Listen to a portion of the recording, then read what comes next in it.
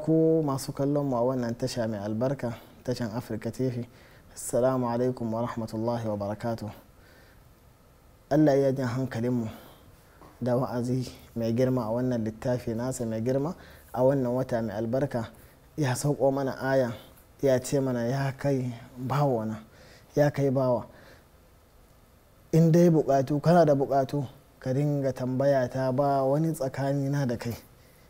In addu'a ce ka dinga mun addu'a, ina jin ka a kowane lokaci da lokaci a wannan wata kuma a kowane lokaci ba. shine Allah ya sauko mana aya a littafi mai girma ya ce wa idha sa'alaka ibadi anni fa inni qarib ujibu da'wata da'i idha da'an falyastajibu li wal yu'minu bi la'allahum yarshudun.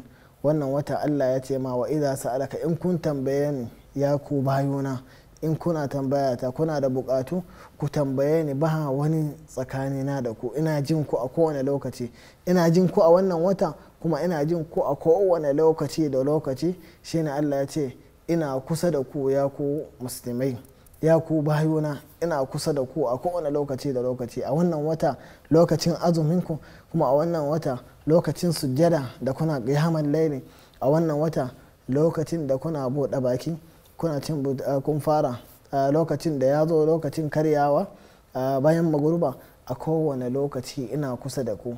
ku bani bukatunku, ku bani matsalolin da kuna so in kare muku so, ku bani duk abin da ke so, to ina nan zan ba ku amsa. komin abin da kuna da shi zan ba ku amsa. kenan in kana da matsala, in kana cikin talauci, in kana cikin babban matsala sosai, in ka tambayi Allah wannan wata iya kusa da kai, iya jinka, iya cewa ko ka tambaye ni to zan baka amsa a yanzu. shine Allah ya ce fa inni qaribun ujibu da'wata da'i idha da'an. mai kawai ya ce Allah mai falyastajibu li wal yu'minu bi.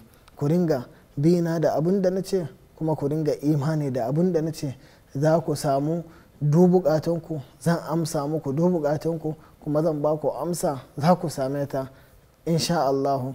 wassalamu alaikum wa rahmatullahi wa barakatuh.